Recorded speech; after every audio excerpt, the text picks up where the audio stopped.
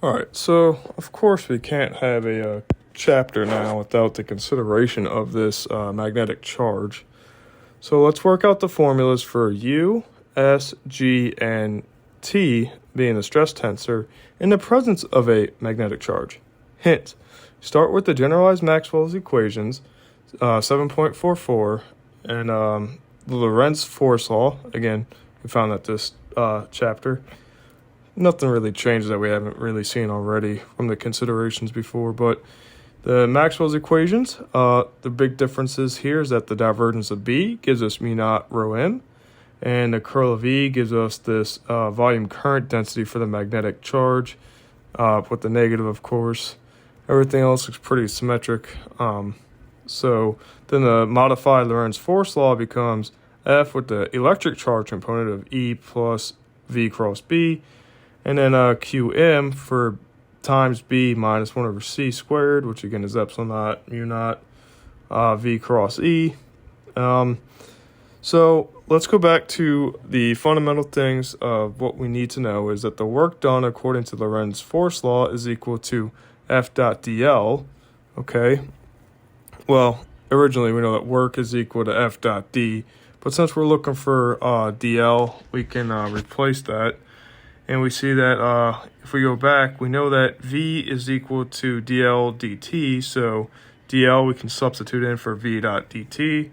And we do that so we can, fiddle away with the Lorentz force law with the velocities. Okay, so if we distribute the dot product of V dt to both the electric component and the magnetic component, we can see a couple of things. Here we have E dot V, and we have to distribute that to V cross B times V. Let's recall here that if I have a vector with the cross product of another vector, I get a mutually orthogonal vector back, or pseudo vector. So that if I have the dot product of that pseudo vector, nothing overlaps since it's perpendicular to both the original vectors. So V cross B dot V gives us a 0. Similarly, over here on the magnetic term, we get B dot V minus 1 over C squared V cross E times V. That goes to 0 too. So that's pretty nice to see. So what we're left with now is to boil this down, and we see that we have E dot V times the electric charge times dt, and Qm B dot V dt.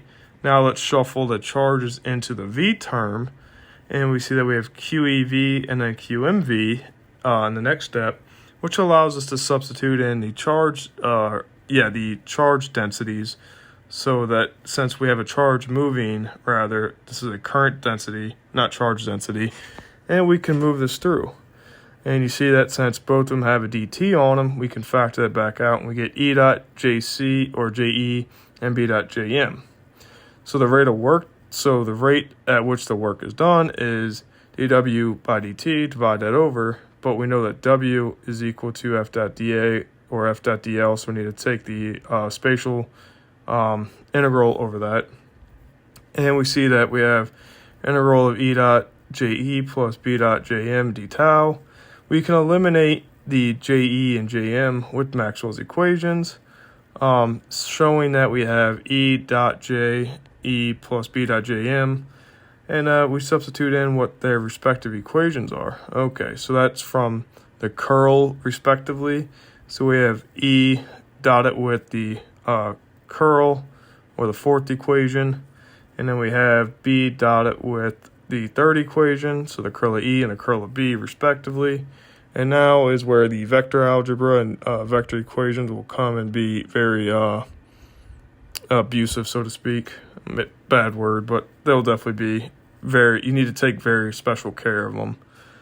So what we see here is that we have E dot, distribute the dot product clear, that we have E dot curl of B minus mu naught epsilon naught E dot the time derivative of E, and then we have minus B dot curl of E minus B dot partial of B with respect to T. All right. So we take the curl products on one side and we take the time derivative products on the other side. One thing that we need to be especially aware of here is that this vector identity here for the curl products, we can switch the order, of course, and factor out a negative. No big deal. that's setting us up for a vector identity. But we also need to note that when we have the dot product of a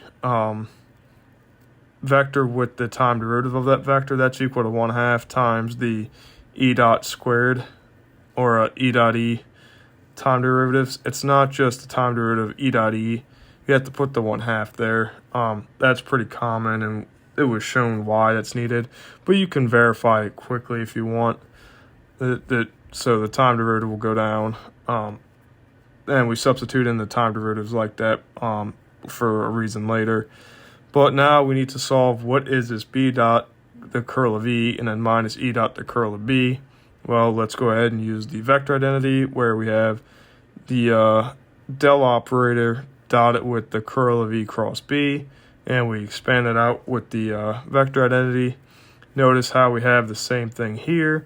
So we go ahead and substitute that into the bracket, and we get negative del dot, or the divergence of e cross b, and we can factor out the 1/2 partial with respect to t of mu naught e squared minus b squared. All right, so if we factor that 1 over mu naught in, we see that we get the the integral of negative 1 over mu naught divergence of e cross b is equal to 1/2 dt of epsilon naught e squared minus 1 over mu naught b squared, which should look familiar. And if we split up this integral, we see that we get the divergence of e cross b d tau, which we know is related via the divergence theorem to a closed integral.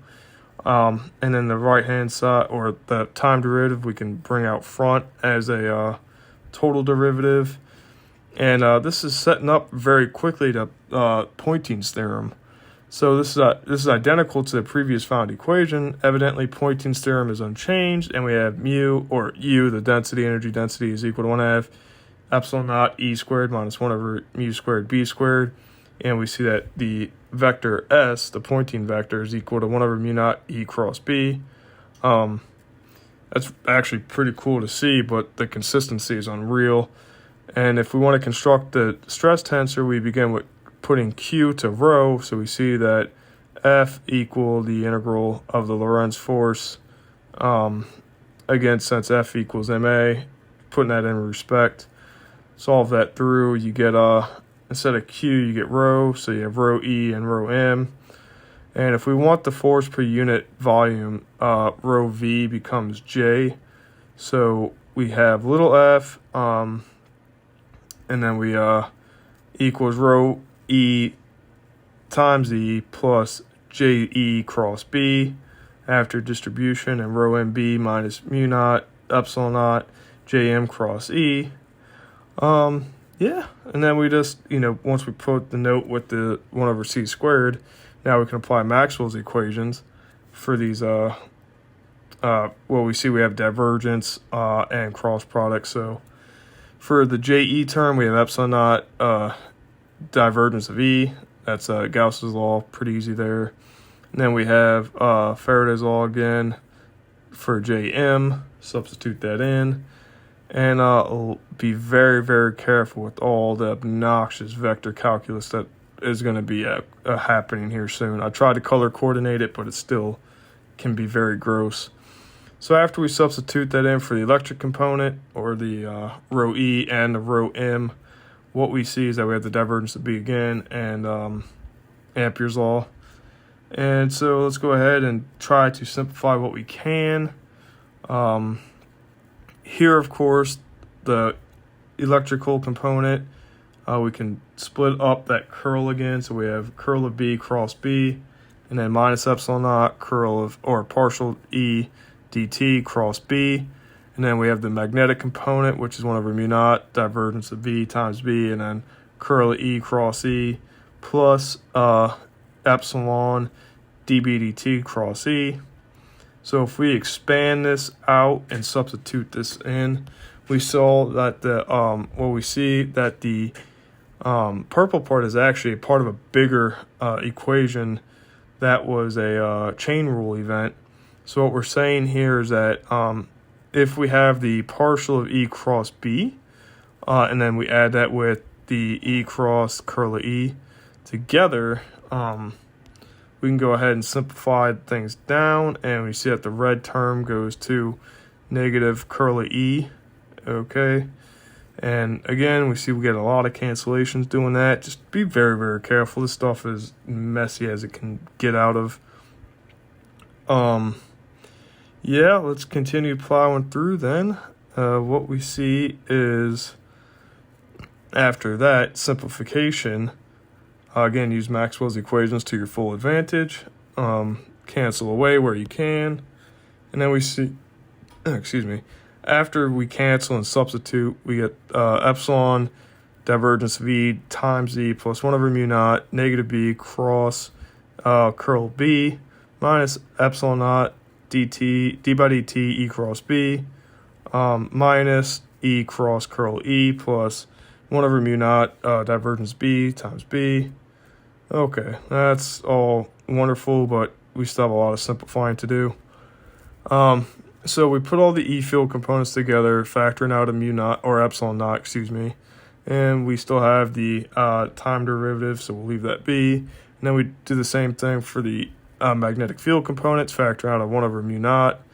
And if we do that, we see that this bracket for the E field is, again, if we add that negative 1 del squared term in there from the double curl there, we can simplify it down. Again, that was a vector identity. Same thing with the B field. Be very careful. And what we see here is that this is identical to the stress tensor, where once we break down the divergence parts, we see that we have matching indices where they tell us which derivatives we need to take when, i.e. Tij is equal to epsilon naught Ei Ej, since the curls or vector identities will be split up into the divergence of E times E will give us the E components.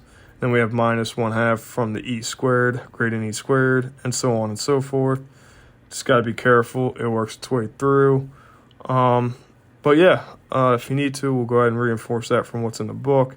This is very messy, very sloppy, but it's definitely important. And moreover, since we know that the fields satisfy Maxwell's equations, and we found a Poynting vector to be the same, we know that the electromagnetic momentum density always stays the same. Hence, G equals mu naught epsilon naught S, which is equal to epsilon naught E cross B.